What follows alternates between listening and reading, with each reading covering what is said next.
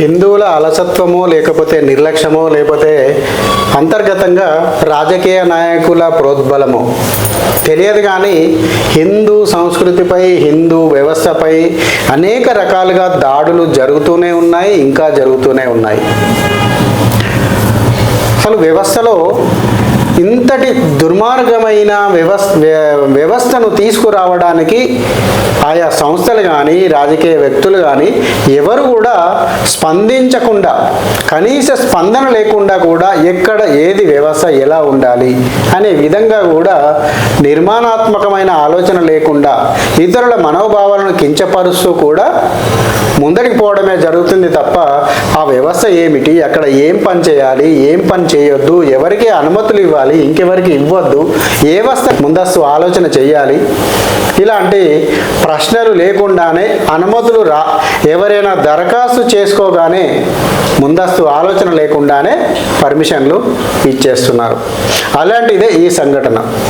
హిందువులకు ప్రపంచవ్యాప్తంగా ఒక ధార్మిక కేంద్రమైన తిరుమల తిరుపతి పవిత్రతను దెబ్బతీసే విధంగా అక్కడ ముంతాజ్ పేరుతో ఒక హోటల్ నిర్మాణం అవుతోంది. మరి ముంతాజ్ పేరుతో తిరుమల తిరుపతి దేవస్థానాలనేంటి హిందువుల ప్రపంచవ్యాప్తంగా ఏదో ఒక చిన్న ప్రాంతానికో లేకపోతే చిన్న వ్యవస్థకో ఒక రాష్ట్రానికో ఒక పట్టణానికో ఒక జిల్లాకో పరిమితమైన కేంద్రం కాదు ఇది. కానీ ఇది ప్రపంచవ్యాప్తంగా హిందువులకు ఆరాధ్య దైవమైన ఈ తిరుమల తిరుపతిని పవిత్రతను దెబ్బతీసే విధంగా అక్కడి అధికారులు కానివ్వండి, రాజకీయ వ్యవస్థ కానివ్వండి ప్రయత్నించడం ఏదైతే ఉందో మనకు అత్యంత అది దుర్మార్గమైన చర్యగా అక్కడ హిందూ సంఘాలు కూడా గొంతెత్తి మాట్లాడుతూ ఉన్నాయి. అయినా అక్కడి ప్రభుత్వం కానివ్వండి, అధికారులు కానివ్వండి చిన్న వీసమెత్తు కూడా ఆలోచన వచ్చిన దాఖలాలు కనబడడం లేదు. ఇంకేముంది, వారికి అనుమతులు రావడమే తరువాయి కొండలను తవ్వేస్తున్నారు, హోటల్ కట్టేస్తున్నారు. అలాంటిదే ఈ సంఘటన. తను ఎంత బాధాకరంగా ఓంకార్ హిందూ అనే ఒక హిందూ నాయకుడు ఎంత తీవ్రంగా ఆవేదన పడుతూ తన పోస్ట్ చేశాడో మనము వీడియోలో చూద్దాం. ఇక్కడ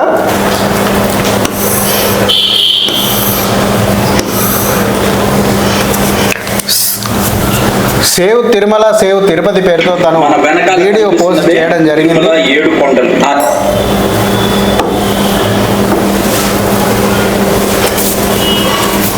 మనం కనుక ఇవి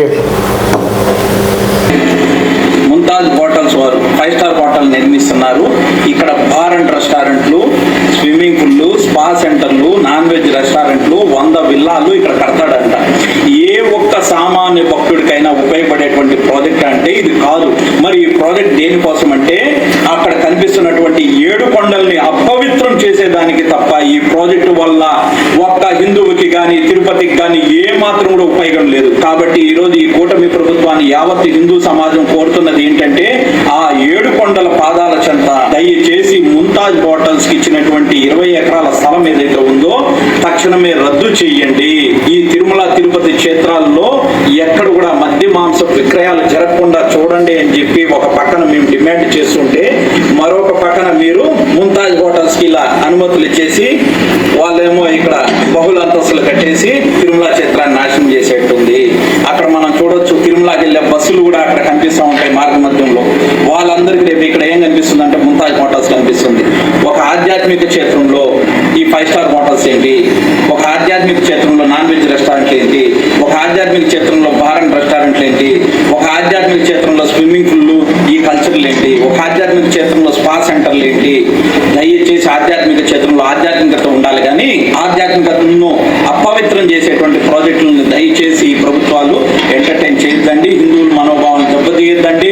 మా పూర్వీకులు వేల సంవత్సరాల నుంచి భద్రంగా జాగ్రత్తగా కాపాడుకుంటూ వచ్చినటువంటి ఆ 7 కొండల్ని ఈ రోజు అపవిత్రం చేసే విధంగా ఉన్నటువంటి ఈ ప్రాజెక్ట్ ని తక్షణమే రద్దు చేయండి. ఈ క్షేత్రము ఒక భూలోక వైకుంఠం, కలియుగ వైకుంఠం, సాక్షాత్తు వెంకటేశ్వర స్వామి కొలువైనటువంటి క్షేత్రం ఇది. మరి అటువంటి క్షేత్రాన్ని అపవిత్రం చేసేటువంటి ఈ ప్రాజెక్ట్ ని దయచేసి రద్దు చేయండి. ఎందుకంటే ఇది ఇప్పుడు పునాదులే పడినాయి, ఇంకా వర్క్ అనేది స్టార్ట్ అనేది ఇప్పుడే ప్రారంభమైంది. కాబట్టి ఈ స్టేజ్ లోనే నిలుపుదల చేయండి. ఈ ప్రాజెక్ట్ కి గత ప్రభుత్వంలో అనుమతులు వచ్చాయి, మరి అప్పుడేం చేస్తున్నారు అనొచ్చు. ఈ ప్రాజెక్టు ఇక్కడికి వచ్చిన విషయం కూడా ఎవరికి తెలియదు. ఆ జీవోను కూడా భద్రంగా దాచిపెట్టారు.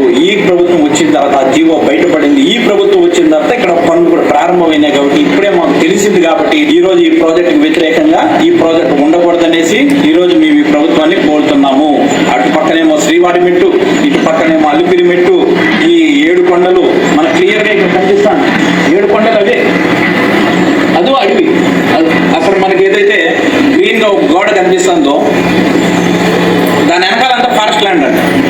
ఫారెస్ట్ ల్యాండ్ అన్నారంటే అది 7 కొండలే. ఒకప్పుడు 7 వరకు కూడా 7 కొండలు ఉండేది, కానీ కాలక్రమంలో టూరిజం వాళ్ళకి ఈ ల్యాండ్ ఇచ్చారంట. టూరిజం వాళ్ళు ఏం చేశారు, ముంతాజ్ వాళ్ళకి ఇచ్చేసినారు.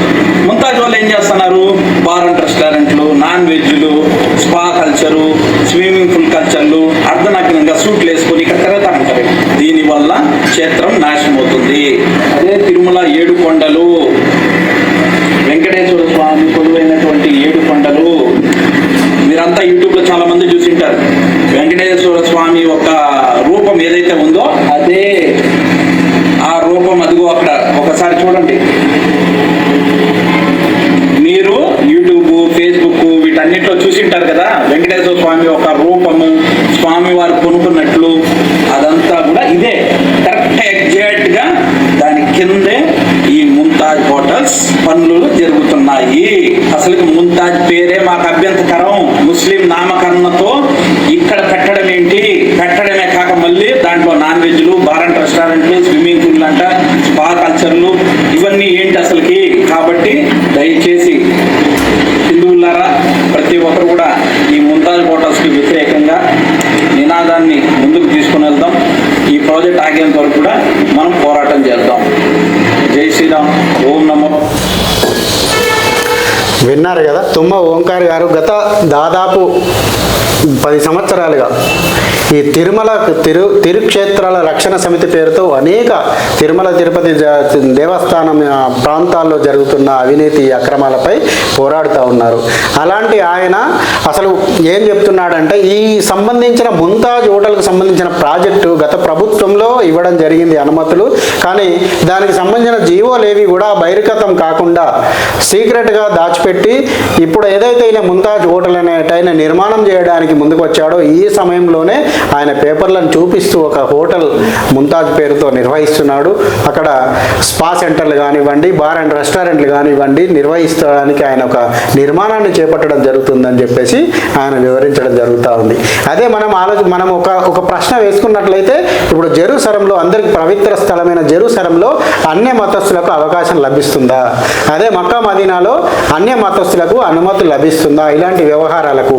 కానీ మరి హిందూ సాంప్రదాయాలపైన ఎందుకు ఈ రకమైన దాడులు జరుగుతూ ఉన్నాయి? మాట్లాడేవారు లేకని ఇట్లాంటి దాడులు జరుగుతూ ఉన్నాయా, లేకపోతే ఇతరత్ర ఇంకేదైనా కోణాలు ఉన్నాయా?